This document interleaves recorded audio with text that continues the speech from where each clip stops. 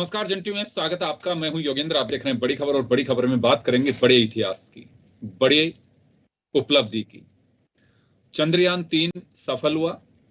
America, रसिया और चीन के बाद भारत, लेकिन साउथ पोल पे उतरने वाला भारत पहला मुल्क बन गया है।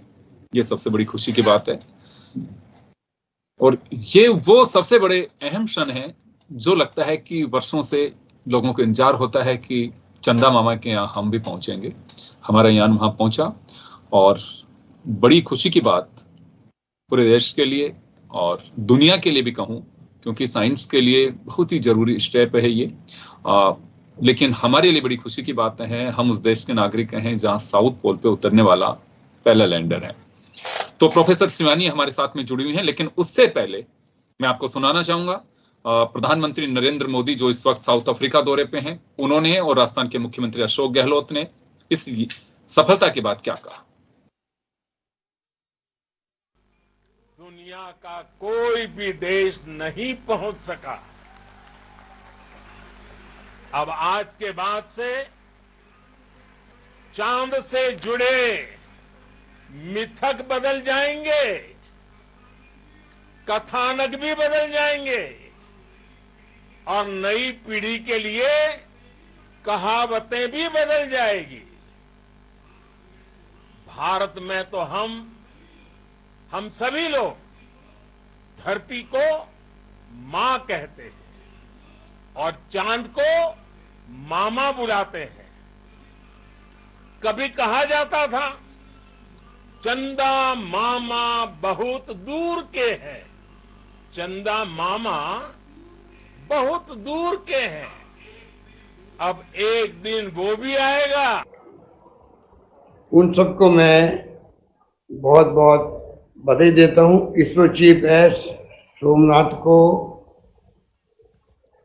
और मुझे याद है बचपन के अंदर आज जो क्षण देखा आपने अभी, उसी रूप में एक क्षण आया था 69 के अंदर 20 जुलाई को, जब बचपन में मुझे रात भर जागने का एक उत्सुकता हुई।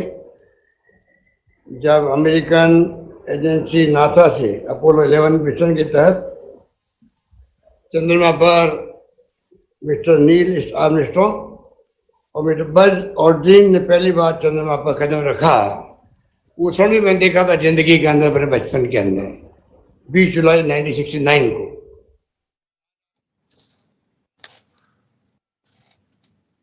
तो निश्चित रूप से प्रधानमंत्री हों चाहे अशोक गहलोत हों, सभी के लिए नहीं, पूरे देश के 140 करोड़ देशवासी हैं, उनके लिए ही बड़ी खुशी की बात है।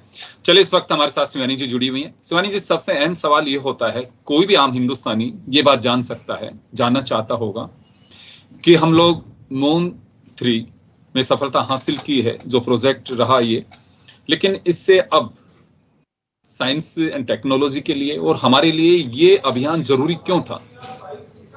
सबसे पहले नमस्कार सर। और जैसा आपने पूछा है कि चंद्रयान-3 जो लॉन्च किया गया है वो भारत के लिए क्यों इम्पोर्टेंट है और ये मिशन क्यों इम्पोर्टेंट है। देखिए, जैसे ही हम सफल हो गए हैं तो निसंदेह हम विश्व के पहले देश ऐसे हो गए हैं जिन्होंने दक्षिणी ध्रुव पर लैंडिंग करवाई है, और जो लैंडिंग है वो सॉफ्ट लैंडिंग हुई है। चंद्रयान-2 के टाइम हम विफल हो गए क्योंकि सॉफ्ट लैंडिंग नहीं हो पाई थी, अब सॉफ्ट लैंडिंग हो गई है। दूसरी बात ये, अगर हम इसको इंडस्ट्रियल पार्ट में या कमर्शियल भी हम देखेंगे तो और जितने भी देश है वो इंडिया की हेल्प लेंगे अपनी जितनी भी सैटेलाइट है लॉन्च करने के लिए, तो इकोनॉमिकली भी हम बहुत स्ट्रांग हो गए हैं। और अगर बात की जाए कि अंतरिक्ष के क्षेत्र में या रिसर्च के क्षेत्र में डेवलपमेंट में भी इंडिया अब आगे हो चुका है। जी, निश्चित रूप से। और क्योंकि अगर ये बात करें, क्योंकि हमारे लिए एक सबसे बड़ी बात यहाँ पे ये भी कहा जा सकता है कि दुनिया के अंदर भारत का डंका है साइंस एंड टेक्नोलॉजी के लिए, लेकिन अब यहाँ पे हमें कुछ साइंस के अलावा भी अगर अलग हट करके देखें तो अचीवमेंट्स उस प्लेटफॉर्म पे मिल सकते हैं। मसलन यूएनओ में जैसे हमारी भूमिका है, या फिर हम कहें कि विकसित राष्ट्रों की ओर जो अगर हम अग्रसर हैं, उस ओर भी ये कहा जा सकता है कि साइंस एंड टेक्नोलॉजी में तो दुनिया के उन मुल्कों में हम शामिल हो चुके हैं जो वर्षों से जिनके पास टेक्नोलॉजी, और हाँ एक बात और यहाँ कहना लाजमी होगा कि कोई भी मिशन इसरो जो स्थापित करने जा रहा है दुनिया के उन मुल्कों से जो विकसित राष्ट्रों की श्रेणी उससे सस्ता भी है। तो अब मुझे लगता है कि इस टेक्नोलॉजी को दुनिया अपनाएगी। डेफिनेटली सर, इस टेक्नोलॉजी को दुनिया अपनाएगी। भारत से बहुत चीजें सीखने को मिल रही है क्योंकि हमने लो बजट में वो काम किया है जो नासा हमारे कंपैरेटिवली बहुत ज्यादा बजट में करता था, और एक पावरफुल की बात की जाए कि जो उनका मिग था वो बहुत ज्यादा पावरफुल था और स्ट्रेट वो वहां पे लैंडिंग करवाता था। लेकिन इंडिया के जितने भी साइंटिस्ट हैं उनकी कैपेसिटी है कि हम ऑर्बिट में किस तरीके से मोशन कर सकते हैं। जैसे एक सामान्य सी बात है ना कि एक गाड़ी तेज चलाने वाला व्यक्ति तो अच्छा चला रहा है, लेकिन गाड़ी को बहुत धीरे चलाने वाला व्यक्ति बहुत ज्यादा समझदार है, या बहुत ज्यादा हम कह सकते हैं कि वो इंटेलिजेंट या अनुभवी है। तो इस तरीके से कहा जा सकता है कि इसरो के जितने भी साइंटिस्ट है वो बहुत ज्यादा अनुभवी हैं और उनका अनुभव हर एक देश लेना चाहेगा। और डेफिनेटली इस तरीके से अगर हम आगे बढ़ते रहे, not only in space technology, AI का भी बहुत बेहतरीन उपयोग किया गया है। प्रज्ञान की अगर बात की जाए तो किस तरीके से वो चांद की सरफेस को रीड करेगा, वहां किस तरीके के मिनरल्स है उनके बारे में हमें पता लगेगा। तो सारी जितनी भी टेक है अभी इंडिया ने जो यूज की है उससे निश्चित तौर पर हम एक विकसित देश की ओर अग्रसर हो रहे हैं। शिवानी जी, मैं क्योंकि पूरी दुनिया देख रही थी इसरो के इस मिशन को, उसमें मैं देख पा रहा था कि एनर्जी और एक्सपीरियंस दोनों को उसमें देखा जा रहा था। यंग टीम भी काफी वहां पे दिखाई दे रही थी। और जब जोहान्सबर्ग से प्रधानमंत्री रूबरू हो रहे थे प्रोजेक्ट डायरेक्टर मिस्टर वीर मुथुवेल से, तब उनके साथ में युवा वैज्ञानिक साइंटिस्ट भी काफी थे वहां पे। और मुझे लगता है कि एक बड़ा कदम एक उस एक्सपीरियंस के साथ में नई जनरेशन के लिए, नई पीढ़ी के लिए, या कहूं कि यंग साइंटिस्ट हैं उनके लिए एक अलग तरह की एक सोच और वो डेवलप करने के, क्योंकि इस मिशन के लिए कितना लंबा समय लगा होगा, कब से ये लोग काम कर रहे हैं, और उससे देखते हुए काफी ये कहा जा सकता है कि आने वाले दिनों में भारत और इतिहास रचेगा। डेफिनेटली सर, अभी इंडिया के पास जितनी पावर है, यूथ बहुत ज्यादा है इंडिया के पास, और यूथ बहुत एनर्जेटिक है। जैसा अभी आपने कहा कि एक्सपीरियंस के साथ एनर्जी बहुत काम आई है, तो एक्सपीरियंस जो पुराने साइंटिस्ट हैं उन्होंने सारे अपने एक्सपीरियंस शेयर किए, और हम चंद्रयान फर्स्ट और सेकंड जहां हम विफल रह गए थे वहां हम ऑर्बिट स्थापित कर पाए थे, उससे भी हमने बहुत सारी सीख ली है। तो एक्सपीरियंस आया है, साथ में जो नए यंग पर्सन है, यंग जो साइंटिस्ट है, उनकी एनर्जी भी बहुत काम आई है। बिल्कुल, क्योंकि देखिए सबसे बड़ी बात ये होती है कि एआई उसका हमारे लिए अगर बड़े प्रोजेक्ट की बात करें तो सबसे बड़ा प्रोजेक्ट केवल भारत के लिए जरूरी नहीं, दुनिया के लिए भी ये प्रोजेक्ट जरूरी है। क्योंकि साइंस एंड टेक्नोलॉजी की एक बड़ी बात ये होती है कि वो खुद के मुल्क के लिए तो सब कुछ होता है वो इतिहास, लेकिन दुनिया भी पढ़ती है और उसको केवल रीड नहीं किया जाता है, उसका बेनिफिट भी मिलता है। आज अगर हम साउथ पोल पे जाते हैं तो यहाँ के वैज्ञानिकों के साथ में, या हमारे कभी भी किसी मुल्क के साथ में कोई बात गठबंधन हो, हम अगर कोई एग्रीमेंट भी करते हैं साइंस एंड टेक्नोलॉजी को लेकर, तो आपका एक्सपीरियंस, आप एक अपर हैंड भी रहते हैं कि हाँ हमारे पास में भी वो वजूद है। तो इस दृष्टि से हम कह सकते हैं कि एक शेयरिंग जो रहेगी आने वाले दिनों में हमारी एक्सपीरियंस की, हमारे अचीवमेंट की, उसको देखते हुए भी एक हमारा जो दुनिया में एक डंका है वो बड़ी मजबूती के साथ में होगा। दूसरा बेनिफिट केवल हिंदुस्तान की बात नहीं है, जो भी science and technology and space science के लिए जो दिलचस्पी रखते हैं या जिनके लिए महत्वपूर्ण है, उन लोगों के लिए भी एक बड़ा इस योगदान में उन लोगों की समझ, उनका ये कहूं कि कुछ उससे हासिल कर सकते हैं। जी सर, जैसा आपने कहा है कि एआई का यूज इंडिया नहीं मतलब और देशों के लिए भी है डेफिनेटली। तो जो आर्टिफिशियल इंटेलिजेंस है वो बहुत बेहतरीन है, या हम कह सकते हैं कि तकनीक का एक बहुत बेहतरीन उदाहरण है। और अभी लेटेस्ट अगर एग्जाम्पल की हम बात करें तो प्रज्ञान उसका बहुत बेहतरीन उदाहरण है। अब जो ये टेक्नोलॉजी है, इंडिया ने बहुत बेहतर तरीके से, इसरो ने बहुत बेहतरीन काम किया और आज हमने सफलता प्राप्त की है। पहले बात की भारत को, सभी राजस्थान के लोगों को और सभी जितने भी लोग हैं उन सभी को बहुत बहुत बधाइयां, क्योंकि आज हमने गौरवान्वित रचा है चंद्रयान 3 की सक्सेसफुल के साथ। और दूसरी जो आपने बात कही कि दूसरे देश भी हमसे बात कर सकते हैं, साझा कर सकते हैं, या इस संगठन में या हम अपनी शक्ति को और बेहतरीन प्रदर्शन कर सकते हैं, तो डेफिनेटली और जितनी कंट्रीज हैं वो अब हम पे ट्रस्ट करेंगी। ठीक है। जैसे हम बात कर रहे हैं कि जैसे हमें बहुत ज्यादा एथिक्स है, तो एथिक्स के साथ अब प्लस हो गई है टेक्नोलॉजी, तो और दूसरे देशों का जो विश्वास है वो भारत देश पर और भी ज्यादा मजबूत बन जाएगा।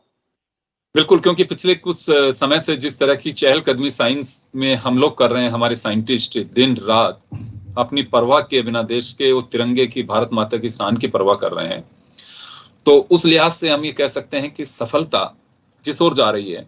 और मैं पिछले दिनों पढ़ रहा था कि science and medical science, medical में भी जिस तरह से भारत में, दुनिया में आप बहुत सारे मुल्क ऐसे हैं कि भारत आकर के अपना इलाज कराना चाहते हैं, तो उसी तरह से पिछले दिनों कुछ सैटेलाइट्स जो स्थापित किए इसरो ने, दुनिया के देश भारत का सहयोग लेकर के, और ये क्या, तो मुझे लगता है कि जब ये मिशन सफल हुआ है तो हम इस और उस बेहतरीन तरीके से एक अग्रसर होंगे, लोगों के सामने एक मिसाल कायम हो सकेंगे।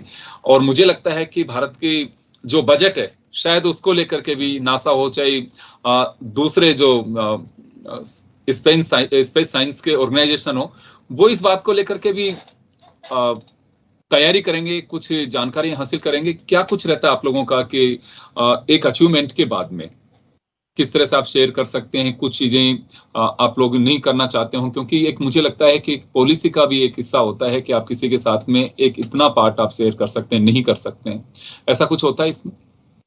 डेफिनेटली सर, अगर किसी कंट्री के हम हेल्प कर रहे हैं तो हम PSLV या जितने भी हमारे लॉन्चिंग व्हीकल हैं उनके द्वारा उनके सैटेलाइट्स को हम लॉन्च कर सकते हैं। ऐसा इंडिया ने बहुत बार किया है, पहले भी किया है कि दूसरे देशों की जो सैटेलाइट है वो उन्होंने लॉन्च की है, तो अब भी डेफिनेटली हम करते रहेंगे, क्योंकि भारत का शुरू से ही नेचर है, एक हेल्पिंग नेचर है, अपने एथिक्स के साथ वो चलते हैं। अब उसमें टेक्नोलॉजी भी ऐड हो गई है तो वो बहुत बेहतरीन बात है और विश्वास लोगों का बढ़ेगा। दूसरी बात है, अपॉर्चुनिटी जो यंग है उनके लिए बहुत ज्यादा अपॉर्चुनिटी खुल चुकी है, क्योंकि अब वो टेक्नोलॉजी में अपने लिए नए नए अवसर देख सकते हैं। और वैसे भी माननीय प्रधानमंत्री जी ने इतने सारे स्टार्टअप स्टार्ट किए हैं नए यूथ के लिए, तो उसी के साथ नया टैग और ऐड हो गया है। चाहे बच्चे AI में बहुत अच्छा परफॉर्म करना चाहें या साइंस एंड टेक में करना चाहे तो वो भी कर सकते हैं, क्योंकि AI के साथ में अगर हम देखें तो पहला मिशन होगा ये जो इतने बड़े स्तर पे, चांद का तो आई थिंक AI पे पहला ही, क्योंकि रसिया का जिस तरह से अभी ये दुर्भाग्यवश ये घटना हुई, उसके बाद में फेल हुआ, AI की टेक्नोलॉजी को उन्होंने भी यूज किया, बट अब लगता है कि AI का भी एक पैरेलल, एक नई रफ्तार मिलेगी, क्योंकि नई जनरेशन जिस तरह से कैप्चर कर रही है, उसे कैच कर पा रही है तो इससे बड़ा बेनिफिट मिल सकता है आने वाले समय में। जी सर, डेफिनेटली बेनिफिट मिलेगा, क्योंकि AI ने जो अपने जो पैर है वो सब तरफ पसार दिए हैं। अगर हम बात करें टीचिंग की, तो टीचिंग में, या अगर हम चैट की बात करते हैं तो उसमें भी AI है। डेफिनेटली आपको कोई भी प्रोफाइल बनाना है, कोई मेल्स बनानी है, तो उसमें AI अपना बहुत अच्छे से काम करता है। पिक्चर्स, या हम बात करें फोटोग्राफी में भी AI बहुत बेहतरीन तरीके से काम कर रहा है। तो जो आर्टिफिशियल इंटेलिजेंस है वो टाइम बाद जो बेसिक जो टफ वर्क है फॉर अ ह्यूमन, तो वो सारा का सारा कवर कर लेगा एरिया। और टेक्नोलॉजी जितनी ज्यादा डेवलप होगी, AI के बढ़ने के उतने ही ज्यादा चांसेस हैं। बिल्कुल, निश्चित रूप से, क्योंकि स्पेस टेक्नोलॉजी और साइंस में हम जिस तरह से अब एक नई मंजिल हासिल की, एक मिसाल कायम की है, उसके बाद में मुझे लगता है कि इस क्षेत्र में आगे बढ़ने की बात तो, या फिर भारत को एक प्रयोगशाला की तरह दुनिया के मुल्क देखने आएंगे, करेंगे, यहाँ के साइंटिस्ट के साथ में उस एक्सपीरियंस को शेयर करने की कोशिश करेंगे। और मुझे लगता है कि नासा जिस तरह से भारत के साथ में कई बार इस तरह से कोलैबोरेशन भी किया है, क्योंकि हाल ही में जिस टेक्नोलॉजी के माध्यम से, यानी कि हम सस्ती टेक्नोलॉजी से सैटेलाइट्स को स्थापित किया है अभी, उससे भी इसरो का एक अपना एक मजबूत एक दावा है और मजबूत वजूद है। और यूं कहूं कि 140 करोड़ ही नहीं, दुनिया के तमाम मुल्कों की एक आस्था भारत के इसरो ही नहीं, इस मिशन के प्रति रही है। दुनिया की टकटकी इसी पे टिकी हुई थी कि भारत सफल होगा। बहुत सारे लोग कहते थे कि जो मैं ट्वीट्स और ये सब देख रहा था, दुनिया की निगाहें इसी बात को लेकर के थी कि भारत कितना सफल हो पाता है। आखिर वो सफलता हासिल की है और चंदा मामा के रक्षाबंधन के इस पर्व पे रक्षा सूत्र भेजे गए हैं, जो सभी के लिए एक, मुझे लगता है कि एक सफलता और बधाई के साथ साथ हम लोगों के लिए एक गौरव की बात भी है। तो शिवानी जी, आपका बहुत बहुत शुक्रिया, और बड़ी खबर में आप सभी को बहुत बहुत शुक्रिया। दीजिए इजाजत, नमस्कार।